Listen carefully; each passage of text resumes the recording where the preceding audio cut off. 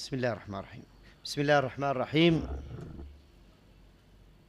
قال الناظم رحمه الله تعالى: وما أضفته إلى الأصحاب من قول وفعل فهو موقوف زك. معنى كلامه: ما أضفته أي ما نسبت إليه وعزوت له إلى الأصحاب. إذا عزوت ونسبت إلى الأصحاب، إلى أصحاب النبي صلى الله عليه وسلم. وقوله إلى الأصحاب جمع صاحب، جمع صاحب، والمقصود بهم أصحاب رسول الله صلى الله عليه وسلم. وليس معناه أنه لا تسميه موقوفا إلا إذا جاء هذا الأثر عن جميع أصحاب رسول الله. أما إذا كان واحدا فلا، ليس معناه هذا، وإنما إذا أتى حتى عن صحابي واحد هذا الأثر فإنه يسمى موقوفا. والصحابي عرفه العلماء، قالوا: من لقي النبي صلى الله عليه وسلم وهو مسلم ولو ساعة من نهار أو ليل ومات على الإسلام، فهذا هو الصحابي. فإذا تكلم بكلام وهذا الكلام لا يحتمل أن النبي عليه الصلاة والسلام قاله، ليس له احتمال الرفع، لأنه إذا احتمل الرفع يخرج عن كونه موقوفا.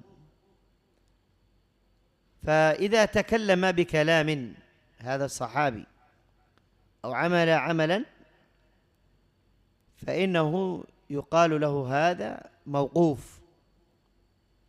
فالموقوف ما أضيف إلى الصحابي من قول أو فعل. طيب، نضرب مثالا للقول ومثالا للفعل. مثال للقول ما رواه البخاري معلقا عن علي بن أبي طالب رضي الله عنه أنه قال: حدثوا الناس بما يعرفون، أتحبون أن يكذب الله ورسوله؟ هذا ماذا يسمى؟ يسمى موقوفا على علي، وليس له حكم الرفع. يعني بعض الأحيان قد يكون موقوفا لكن له حكم الرفع، كقول ابن مسعود: يؤتى بجهنم ولها 70,000 زمام، لكل زمام 70,000 ملك يجرونها، أي جهنم. فهذا الصحيح وقفه على ابن مسعود، ولا يصح مرفوعا، مرفوع منتقد كما في صحيح مسلم، والصحيح وقفه على ابن مسعود، لكن ليس يقال من قبيل الرأي، فله حكم الرفع. فهكذا قول أيضا ابن مسعود: لا أقول ألف لام ميم حرف، وإنما ألف حرف ولام حرف وميم حرف. فهذا صحيح وقفه على ابن مسعود وليس من قول النبي صلى الله عليه وسلم، وله حكم الرفع، لأنه قد ذكر حسنات بعينها. الشاهد من ذلك أن الصحابي إذا قد تكلم بكلام يدل على أن الكلام كلامه وليس له مجال للرفع يسمى موقوفا، كهذا الأثر. بالنسبة للفعل، ما فعلته عائشة كما في موطأ مالك، كانت تربي بنات أخيها وكنا يتامى، وكنا لهن حلي فلا تزكي على حليهن. وثبت عن عائشة هذا وهذا، ثبت أنها ترى الزكاة، زكاة الحلي على اليتامى أي نخرج زكاة من مالهم. ثبت عنا أن ترى أن اليتامى لا يخرج من زكاة مالهم. شاهد من ذلك أن هذا موقوف على عائشة رضي الله عنها. بقي أن هذه الآثار عن الصحابة مظانها كتب كمصنف ابن أبي شيبة، مصنف عبد الرزاق،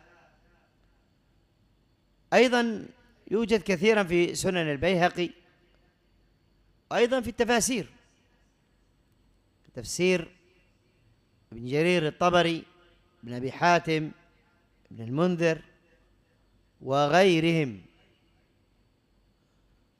ولك أن تقول هذا موقوف على غير الصحابي لو كان تابعيا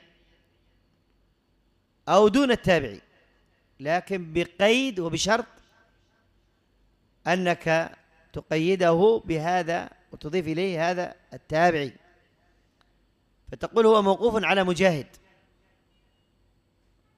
أو موقوف على مكحول أو موقوف على فلان من التابعين أو دون التابعين، فلا بأس بذلك. وإلا إذا قيل موقوف مطلقا فإنه يكون موقوفا على الصحابي. بقي الحديث الموقوف هو من قسم الصحيح أو الضعيف، هو من قسم الضعيف من كان يتعلق بالصحابي، لكن من قسم المردود الذي لا يحتج به، وهذا ما ذكره القاسمي رحمه الله تعالى بقواعد التحديث. لكن ليس معناه أنه موقوف بمعنى أن لا تعمل به، نحن نعمل به على أنه هذا قول صحابي وليس له علاقة بحديث رسول الله صلى الله عليه وسلم. قوله فهو موقوف زك، أي موقوف علم، زك بمعنى علم.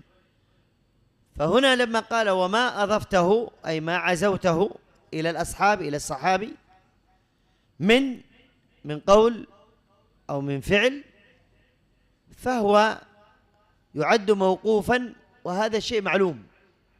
هذا خلاصة شرح هذا البيت إلى هنا. طيب، حد عنده سؤال؟ نعم.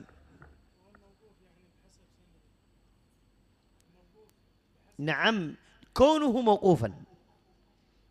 موقوفا قد يكون صحيحا، قد يكون حسنا، قد يكون ضعيفا، لكن هل هو من قبيل المقبول أو المردود؟ معدود من أحاديث رسول الله، وهو من قبيل المردود، وهذا كلام القاسمي رحمه الله. أما أنك ستعامل على أنه أثر لصحابي ولا يمت لحديث رسول الله صلى الله عليه وسلم بصلة، هذا على حسب سنده. نعم. وركزوا أن في هذا البيت ما ذكر التقرير.